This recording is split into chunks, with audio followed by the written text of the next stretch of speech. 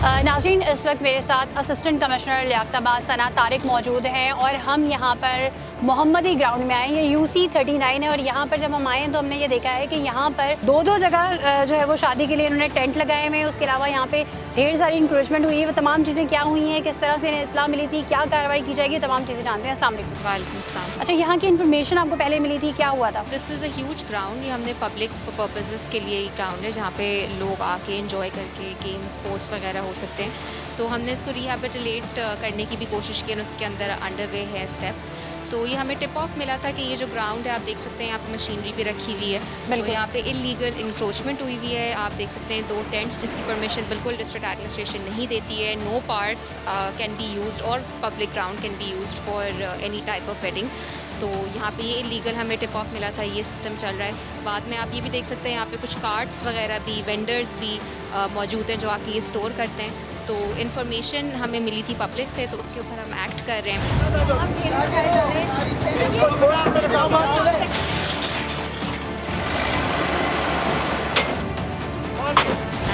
पूरी टीम के साथ मौजूद है, लाइन डिपार्टमेंट्स ऑन बोर्ड है। सही, किया क्या जाएगा फर्दर? अब ये है कि ये जो सारे सॉफ्ट इंक्रोचमेंट है उसको हम लोग रिमूव कर देंगे। आप देख सकते हैं मैन्युअली सारे कार्ड्स वगैरह लेके जाए जा रहे हैं। KMC का एंटी इंक्रोचमेंट सेल को हम साथ लेके चलते हैं।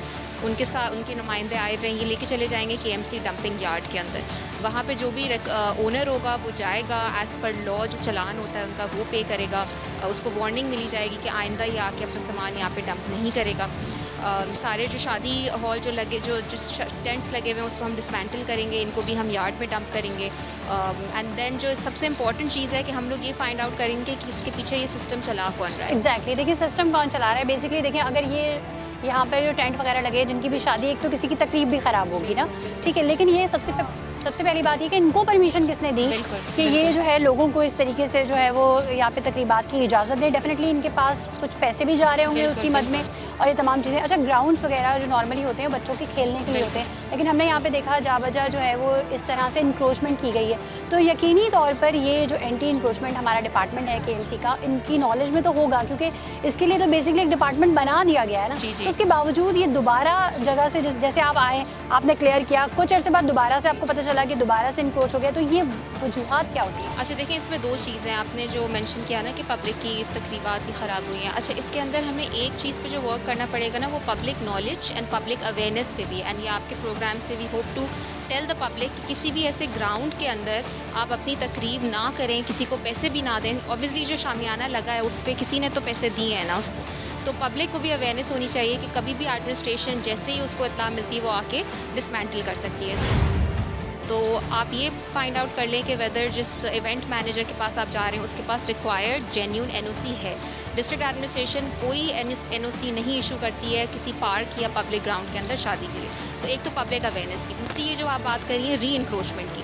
अच्छा, अब मसला ये आता है सॉफ्ट इंक्रोचमेंट, इसको हम कहते हैं कि ये मूवेबल आइटम्स होते हैं, कार्ड्स वगैरह चल रहे होते हैं। तो आपने ये देखा होगा कि ये जो ठेले थिए वगैरह होते हैं हम इनको हटाते हैं क्योंकि ये मूवेबल होते हैं, ये वापस आ जाते हैं। तो उसका एक सोल्यूशन ये है कि हम लोग इनको बार बार आके पुश करते रहें और इनको रेट्रीब्यूटिव और प्यूनिटिव मेजर्स देते रहें। ऐसी सज़ाएं क्यों नहीं है या इस तरह की कोई ऐसी चीज़ नहीं है जिसके बाद इनको इबरत मिले कि नहीं, हमने दोबारा ये काम नहीं करना है? देखिए, हमें तो एज़ पर लॉ चलना होता है। तो ये भी एक माफिया है।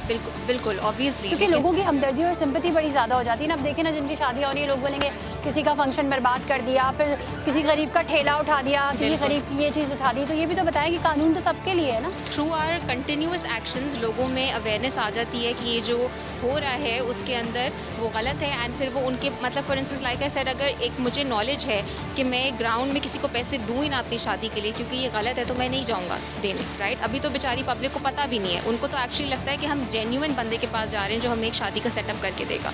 तो फर्स्ट इनके खिलाफ ज़्यादा अच्छी कार्रवाई होनी चाहिए ना कि इनके पास कहाँ से कोई NOC आई है। अब मालूम करते हैं, देखते हैं कौन है इनके पास कोई NOC नहीं है। They are operating in a grey area, इनके पास कोई NOC नहीं है। एंड लाइक आई सेड, हमारा आने का पर्पज़ यही है कि हम फाइंड आउट करें एग्जैक्टली कि हु इज़ बिहाइंड दिस। इसके हवाले से हमने लोगों को कुछ कस्टडी में भी लिया है। एंड देन उसके बाद हम पूरी एक इन्वेस्टिगेशन रिपोर्ट पुलिस से रिक्वेस्ट करेंगे कि हमें बना के दे। एंड देन माजी में भी ऐसा हो चुका है कि हमारे पास नाम आए हैं दूसरे एरियाज़ में जहाँ पर हमने काम किया है और हमें नेम्स मिले हैं। एंड देन हमने रेलेवेंट FIRs लॉन्च कराई हैं and they are very strong FIRs। तो फिर उसके बाद जब FIR हो जाती है, क्योंकि आपको पता है एंटी इंक्रोचमेंट की अपनी FIR होती है, फिर वो मैटर चला जाता है क्रिमिनल जस्टिस सिस्टम के पास। और फिर उसके बाद वो हमारे मैंडेट से निकल जाता है। पब्लिक का सवाल है, मैं आपसे पूछना चाह रही हूँ कि ये भी एक तरीका होता है दिहाड़ी का। यहाँ पे गए, यहाँ से चीज़ें उठाई, पुलिस की दिहाड़ी लग गई, या जो डिपार्टमेंट ले गया, उस अगर किसी की गन्ने की मशीन है या किसी की कोई अच्छी ऐसी प्रोडक्ट है जिस पे उसकी कॉस्ट ज़्यादा, उसकी इन्वेस्टमेंट ज़्यादा हुई हुई है, तो उस पर जी ये कुछ पैसे लेके छोड़ देते हैं। दूसरे लाइन डिपार्टमेंट्स की तो मैं बात नहीं कर सकती, लेकिन मैं अपनी डिस्ट्रिक्ट एडमिनिस्ट्रेशन की बात ज़रूर कर सकती हूँ। जो टीम मेरे साथ ऑपरेट कर रही है कि हम लोगों का इससे कोई लेना देना इसलिए नहीं है क्योंकि ना हम लोग उठा के सामान अपने पास रखते हैं और ना हमारे पास कोई आता है चलान पे करने। तो हमारा काम होता है डिस्ट्रिक्ट एडमिनिस्ट्रेशन का एज एन एसी ऑपरेशन को सुपरवाइज़ करना, लॉ एंड ऑर्डर को मेंटेन करना, क्योंकि ऑब्वियसली पब्लिक बैकलैश हो जाती है। तो बाकी रहा सवाल लेन देन का, तो वो तो जब KMC डंपिंग यार्ड जाता है, वो चलान इशू करते हैं, तो उधर क्या होता है आपको उनके नुमाइंदे से पूछना चाहिए। ठीक है। हमारा काम ये है कि on ground law and order को मेंटेन करना। KMC के असिस्टेंट डायरेक्टर भी ये एंटी इंक्रोचमेंट डिपार्टमेंट के मौजूद हैं हमारे साथ, इनसे कुछ बात करते हैं। अच्छा, मुझे ये बताइए कि नॉर्मली जहाँ से आप चीज़ें रिमूव करते हैं उसके बाद दोबारा से नहीं, दोबारा जो जो ठेले होते हैं ना, जो वो लग जाते हैं। जो पक्की इंक्रोचमेंट है, हमने 55% तो हमने लिया तो था, क्योंकि वो जब खत्म कर ठेले दिया। वालों से भी बात करूँ तो वो भी कहते हैं हम भी किसी को कुछ ना कुछ पैसे देते नहीं हैं, नहीं पर्ची नहीं, देते हैं। देखिए ये ब्लेम हमेशा चंद महकमे ऐसे इन पे लगता ही लगता है, ये ब्लेम ना। अगर कोई पकड़ है तो आप शिकायत करो ना जाके, ना क्यों नहीं। हमारे वही तो पूछ रहे हम कहाँ शिकायत करें। सीनियर डायरेक्टर है, हमारे डायरेक्टर बैठे हुए हैं, आप शिकायत करें, थाने में करें, थाने में शिकायत जो भी होगा, चोर उचक्का जो भी हो वो सही। अभी पकड़ा जैसे कि जाएगा। आपने बताया असिस्टेंट कमिश्नर सना ने कि आप उनके साथ 7 से 8 महीने से 8 काम करें, महीने दोबारा से- से कंप्लेन कोई ऐसी नहीं आई कि जिस जगह से नहीं रिमूव नहीं किया हो नहीं, वहाँ पे दोबारा से उधर से इंक्रोचमेंट कोई हो गई ऐसी हो। कंप्लेन नहीं आई है। मेन रोड आप चेक कर सकती हैं, जो इंक्रोचमेंट अभी तक कौन कौन से एरियाज जो अभी हैं वो हमने ना बाटवा नगर को पूरा क्लियर किया। कम से कम 60 से 65 दुकानें जो ठेले आगे बढ़ाए हुए थे वो सब तोड़े थे।